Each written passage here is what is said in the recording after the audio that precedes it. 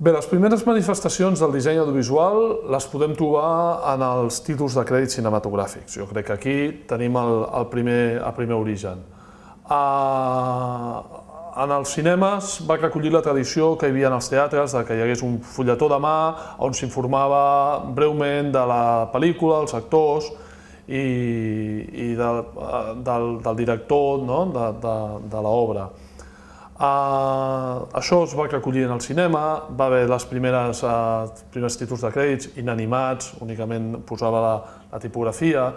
Va servir també perquè a nivell legal ja en aquell moment es posava els principals components de l'equip tècnic i del director i de tot el seu staff a la pel·lícula.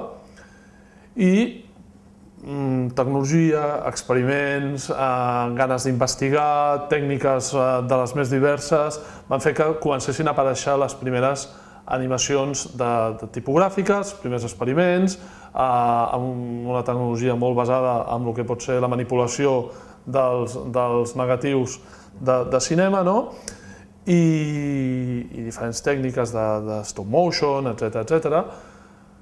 Això va anar evolucionant amb algunes mostres significatives, però realment qui li acaba donant a això un tractament de disseny i un tractament global va ser Saul Bass. La seva formació com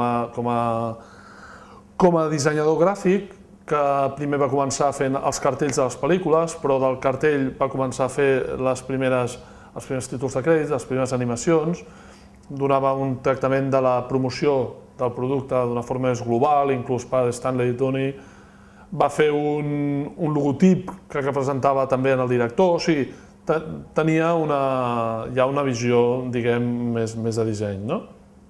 El seu estil el que feia era fer una síntesi metafòrica del discurs, sense anticipar res que fos directament relacionat amb la pròpia història. Sí que la prenia de referència, sí que intentava representar els conceptes bàsics, però no acabava d'estar implicat el títol de crèdit amb el que després succeiria. El que ell ja pren molta consciència és del fet que l'espectador està en la millor situació per poder consumir uns títols de crèdit i una pel·lícula, a les fosques, en pantalla gran, bon so.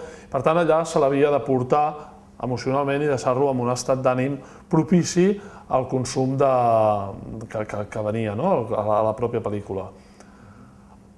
Després d'ell va ser un deixeble avantatjat el Maurice Binder, que va fer alguns de la sèrie del 007, del James Bond, Arabesco, em sembla també recordar, i després va venir Pablo Ferro amb Telèfon vermell, volem cap a Moscou. Significatius també els germans Greenberg, que van fer Superman, van fer els títols de crèdit d'Alien, i ja ens acostem al segon, diguem, a la segona referència important dintre dels títols de crèdit, de la història dels títols de crèdit, que és el Kyle Cooper, que destaca per primera vegada amb els títols de crèdit de Seven, però també ha fet Mímic, ha fet L'illa del doctor Moreau, ha fet un dels nostres, té un Superman i està Spider-Man, els està encara en actiu. Ell li dona un gir sobre la visió del Saul Bass, ell fa més realment manté aquest concepte metafòric, però entén que els títols de crèdit formen part ja de la pel·lícula i que anticipen el que succeirà després, dona una informació que ajuda a posicionar també a l'espectador, no només emocionalment, sinó també a nivell de coneixement respecte a la pel·lícula. Que són els crèdits que li van donar la fama, són els de Seven. Aquí ell rep l'encàrrec que el director veu que fins als 40 minuts, em sembla, que comença la pel·lícula no apareix el propi assassí, i el presenten els títols de crèdit, ens dona el seu perfil, I això ja fa que nosaltres, com a espectadors, sapiguem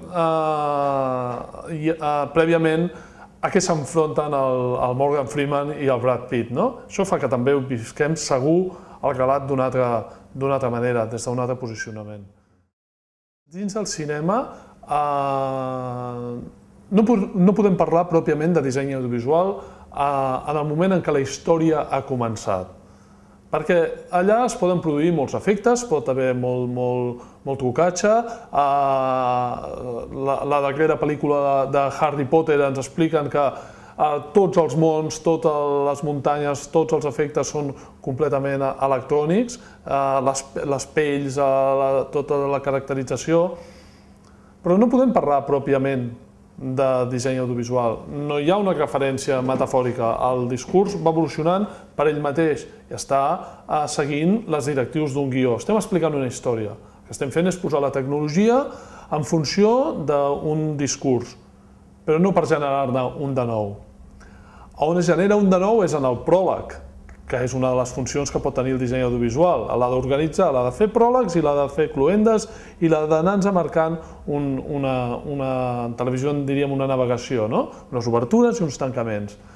En el pròleg, que no són més que els títols de crèdit, aquí sí que això ho podem catalogar directament com a disseny audiovisual, perquè hem de fer referència al que ve després, que és la pel·lícula. Tindrà la seva raó de ser, la seva voluntat, inclús la seva estratègia comercial, però també els seus valors com a producte. Tot això ho ha de recollir, ha de quedar clar en el briefing quan comencem els títols de crèdit. Tenen, i des de Saúl Bas ja estava més o menys clavant, però Saúl Bas és el que va de posar l'accent a això, tenen la voluntat de preparar emocionalment a l'espectador davant de la pel·lícula perquè el consum sigui més agradable, perquè sigui més empàtic i perquè se senti més identificat amb el que passarà. Això va evolucionant i la segona persona que realment ho fa evolucionar i que li dona una nova dimensió és el Kyle Cooper, incorporant els títols de crèdit en el propi discurs, ja en pren una altra consciència, en la pròpia pel·lícula. És un pas més enllà. Això fa que en els títols de crèdit haguem de tenir clar un aspecte i és el fet que com queda finalment posicionat l'espectador respecte a la història. Hi haurà ocasions en què a l'espectador li donarem una informació afegida, li explicarem, li donarem alguna part de l'argument, li anticiparem, de tal manera que sabrà més quasi que els propis protagonistes. Això una miqueta sé ben passa, perquè està el fet que se'ns presenta tota la patologia de l'assassí al qual s'estan enfrontant. Per tant, nosaltres sabem que allà passarà alguna cosa, o a la illa del doctor Moreau, que veiem tot aquell muntatge de mutacions genètiques amb violència, amb un ritme frenètic, boig, que et posa en un estat d'alerta i després, de cop i volta, entrem en el discurs suaument i anem descobrint mica en mica aquesta illa sabent ja que passarà alguna cosa, que allò no és gratuït.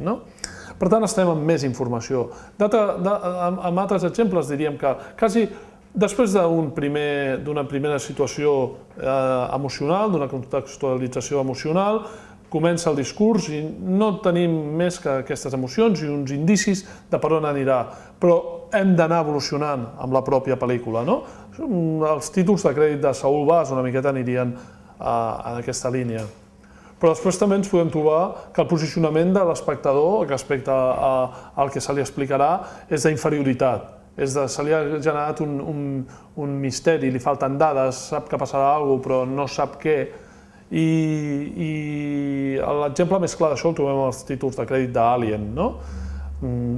Pràcticament és una remor de fons que ens fa intuir una presència, tenim una tipografia que apareix d'una forma críptica, que fins a l'últim moment no la llegim, i estem en l'espai, en un planeta que ens passa per davant que no sabem no sabem quin és. Si analitzéssim cadascun d'aquests aspectes trauríem molta informació, però d'entrada el que li passa als espectadors que no sap què passarà, no?